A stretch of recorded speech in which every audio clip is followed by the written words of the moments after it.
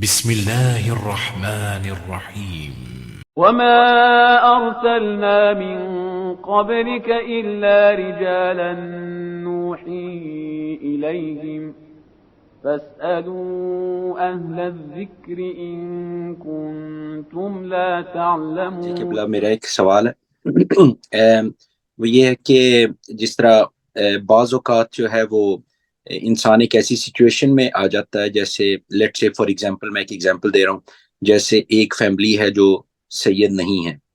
لیکن انہوں نے رشتہ کیا فار ایگزامپل کہ ہم سید ہیں، لیکن لڑکی والوں کو اس چیز کا پتہ نہیں ہے۔ اب یہ ایک ایسی چیز ہے کہ جس میں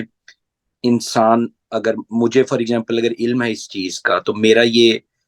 مطلب آپ سوچتے بھی ہیں کہ آپ کا یہ فرض بھی ہے، لیکن ان سے ان کا رشتہ بھی خراب ہو سکتا ہے، لیکن یہ چیز لڑکی والوں کے لیے فائدہ مند بھی ہے کہ ان کو یہ کلیریفائی کیا جائے۔ تو ایسی حالت میں اس سچویشن میں انسان جب دونوں طرف فائدہ بھی ہے ہو سکتا ہے اور اس کا نقصان بھی ہو سکتا ہے، اس میں انسان پھر کس طریقے سے اس کو ڈیل کرے، مطلب اس طرح کی سچویشن جس میں فائدہ بھی ہے اور نقصان بھی ہے، لیکن اس میں خاموش رہنا بہتر ہے۔ اس میں یہ ہے کہ آپ اپنی طرف سے ایک غیبانہ پیغام بھیج دیں کہ جو آپ میں آپ کا نام نشان بھی نہ ہو، کوئی ای میل کے ذریعے کسی طریقے سے ان تک پیغام پہنچا دیں کہ جو رشتہ آپ نے یہاں کیا ہے یہ لوگ سید نہیں ہیں،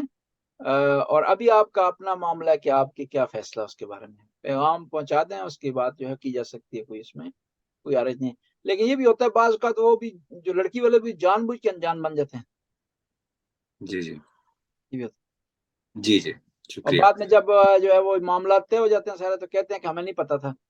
تو اب تو ہم کچھ نہیں کر سکتے۔ جی جی جی جی جی نہیں، یہ کیونکہ بعض اوقات ایسی سچویشن آ جاتی ہے جس میں انسان سوچتا ہے کہ یار کہ یہ کرنا چاہیے کوئی ایسا، لیکن پھر انسان یہ سوچتا ہے یار ان سے، تو اس میں مطلب ہم پر اگر ہم فار ایگزامپل خاموش رہیں تو اس میں ہمارے لیے اس میں کوئی مطلب کوئی سزا ہے یا کوئی نہیں، مطلب کوئی سزا نہیں ہے آپ کے لیے، آپ کے لیے ٹھیک کوئی سزا نہیں ہے، لیکن بتائیں تو بہتر ٹھیک ہے جی، ثواب ملے گا۔ جی ٹھیک ہے، جزاک اللہ جی، شکریہ۔ جی ابھی ہاتھ کھڑا کیا